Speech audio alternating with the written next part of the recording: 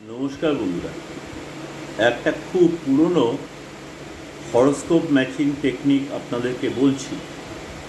যদিও আজকের দিনে এই টেকনিকটা খুব একটা কার্যকারিতা নেই, কেন এখনকার দিনে ছেলে মেয়ে উভয়ই রোজগার করছে।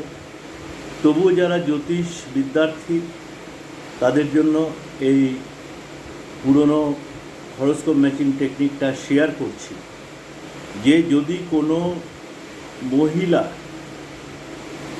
অষ্টমে বক্রী গ্রহ থাকে, তাহলে তার সঙ্গে যার বিয়ে হবে তাকে কিন্তু ধনাগমনের জন্য দ্বিগুণ বা তিনগুণ পরিশ্রম করতে হবে। কেন সপ্তম স্থানটা হচ্ছে স্বামীর স্থান এবং অষ্টম স্থানটা হচ্ছে স্বামীর ধনস্থান। সেখানে যদি কোনো বক্রী গ্রহ থাকে তাহলে তার স্বামীকে ধনাগমনের জন্য দ্বিগুণ প্লাস বা তিনগুণ পরিশ্রম করতে হবে। কেন বক্রী গ্রহ কিন্তু প্রচণ্ড পরিশ্রম করে। নমস্কার।